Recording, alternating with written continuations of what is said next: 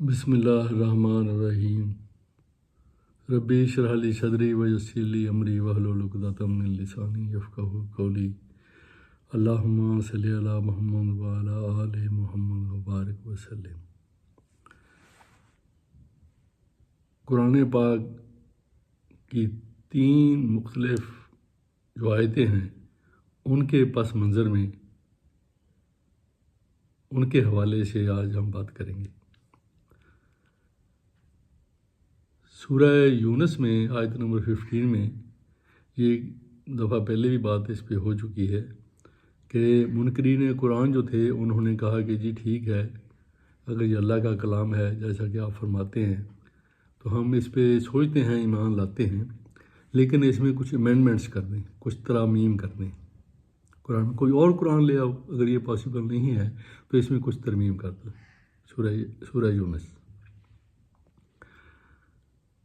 پھر سورہ حج میں آیت نمبر 72 میں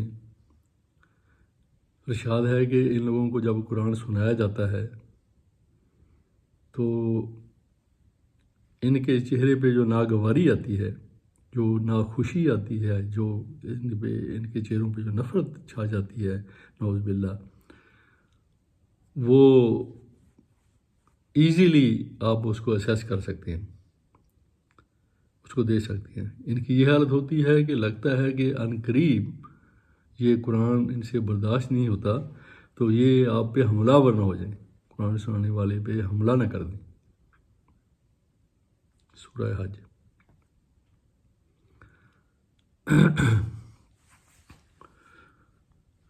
اور سورہ فرقان آیت نمبر 30،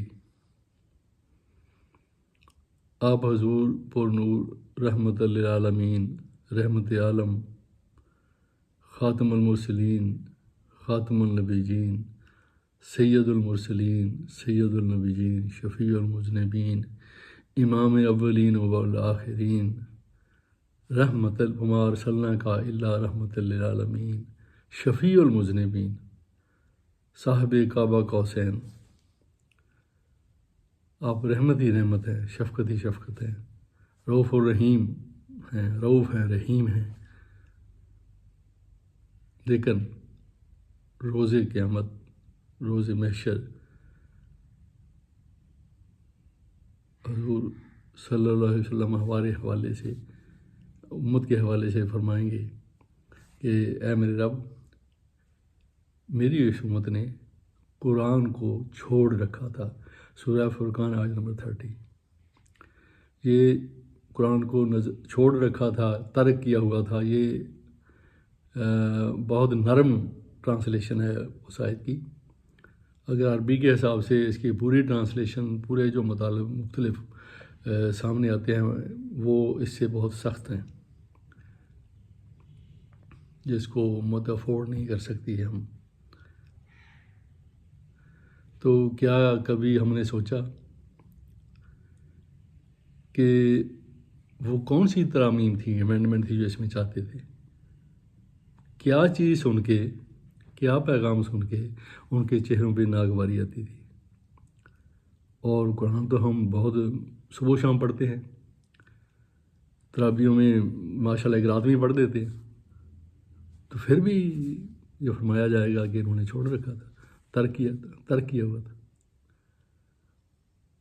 جہاں ہمیں دنیا کا ذرا بھی فائدہ نظر آیا کوئی، تو وہاں ہم نے زبانیں بھی سیکھ لیں، ہم نے ٹرمینالوجی بھی سیکھ لی، اپنے بچوں کو بھی سکھا دی۔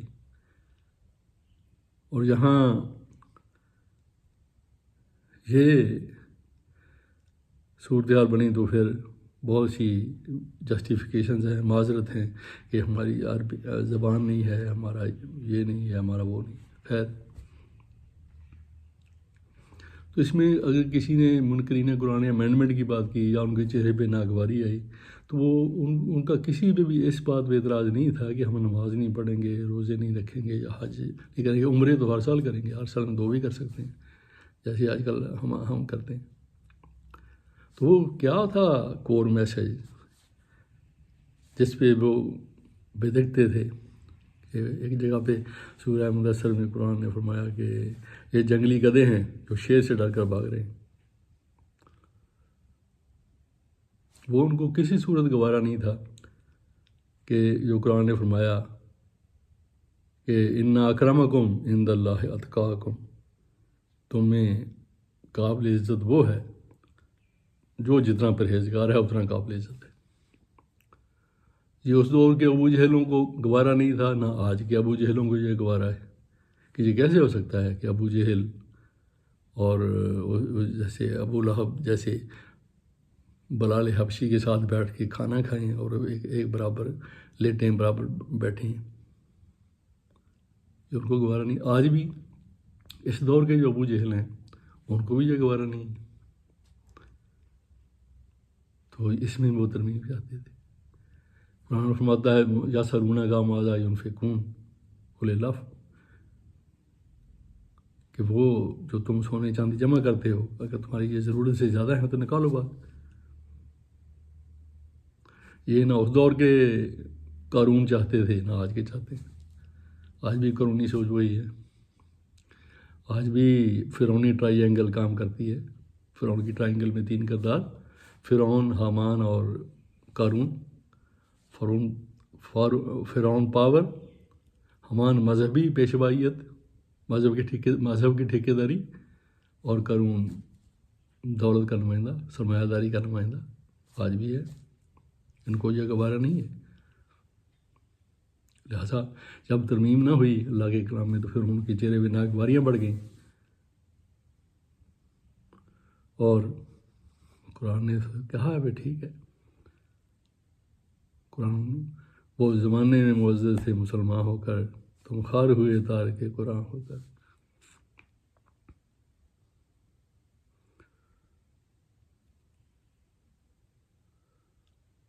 تو صدق اللہ العظیم.